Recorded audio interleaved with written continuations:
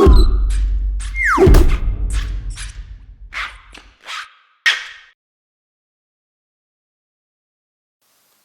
everyone, welcome to another Good e-reader comparison video. My name is Michael. This is Peter. Today we have the Kobo Aura 1 versus the Kobo Aura H2O Edition 2. These are the two top-of-the-line, latest generation e-readers that Kobo is currently marketing, both in stores in Canada, online in the US, and in stores, retail, online, internationally, Europe, Australia, and so on. But the purpose of today's comparison is to give you a sense on what these both bring to the table. It's not exactly what is, if one is better than the other, but if you're thinking about buying either of these two devices, this video will pretty well answer all of your questions. So we'll look at the premium model first. This has a flush screen and bezel on it, so this one is going to be really super high-end, really quick, really crisp. The build quality is a lot more structurally sound too. The black is also a deeper black than the matte on the bezel of the Kobo Aura H2O. Yeah, it's flush with the bezel. Yeah, it's very nice. You also have a very visible light sensor on the top, which has to do with the comfort light. We'll show you that later. The back has very nice grippy backing. The device is also very thin. You can see how thin that is. And the power button's on the back. And the bottom has a USB port used for charging and transferring data to and from the device. So because it's a larger screen, it has higher resolution. This is 1872 by 1404 that comes in at 300 ppi. Yeah, it's a very large screen. And this is the H2O. This one just came out. You have the same USB on the bottom, but you do have some Torx screws. So we don't recommend it, but you actually could open this up. And this is a very, it's a common purchasable screw type. It's called Torx. You can actually just open that right up with a screwdriver. And this is the power button on the back. Same backing as the Kobo Aura 1, and pretty much everything else is exactly the same, except this is not a flush screen and bezel. You have a 1mm dip.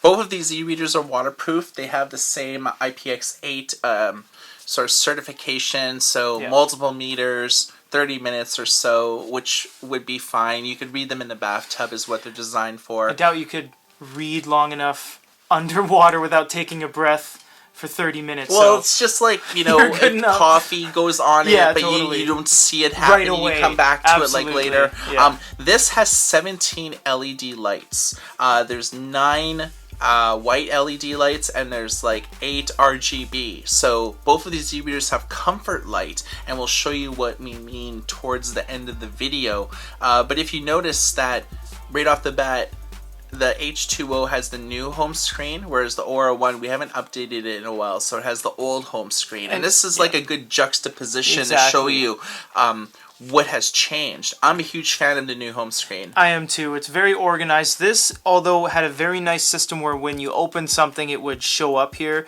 but there would always be different kind of shapes. For example, this one's small, this one's really long, this one's a little tiny one, so it was a cool concept, but it's kind of messy. This is very organized, and it still does that system where if you open a book, it shows up. When you open a recommended book, it shows up. So this is a lot better of a more refined system.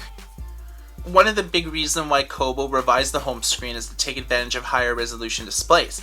This is 1872 by 1404, which is 300 ppi. This is 1440 by 1080 at 265 ppi. So you might be thinking to yourself, well, PPI is everything, Well, it is and it isn't. Some e-readers, because of the size differentiation, can have 300 PPI, but it really comes down to what e-reader is right for you. Well, the Kobo Aura 1 is, like I said, pretty expensive, but it's the only e-reader that actually has overdrive functionality, so you could browse and check out library books if your local library does business with overdrive. Just simply enter your library card, the PIN number, and you could start borrowing ebooks from overdrive on this e-reader.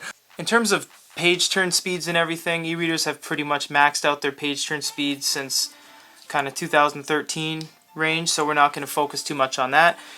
With the Kobo devices, you have slider bars, so you can actually change all of the text size, margins, and line spacing very quickly, as well as load in your own fonts and check and change your own fonts. So you can see, just for fun, we've loaded in Amazon Ember and Bookerly just for something fun to do.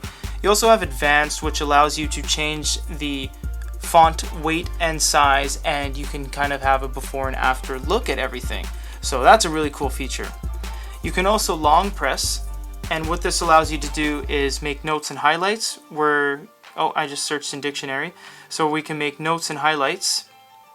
You can see here we'll go to add note, and we're going to compare the keyboards just so you can see how they're different. So with an 8-inch e-reader you have a lot more space. You can see the space between that and that is drastic, but they both do still have their number bars at the top.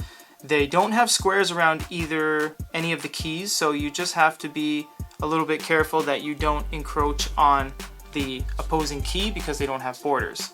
So you can save your notes. They also have the ability to check out search in book, and you can search to Facebook and share to Facebook social media. So looking at both of the Glowlight experiences here, Glowlights have they've come a long way from the Nook that had all this gray puffing at the bottom and had like 2 LEDs illuminating the screen. I mean, as Mike said, we got 17 on this guy, a little bit fewer on this guy, but what we really want to show and we really want to focus on is the fact that these have comfort lights.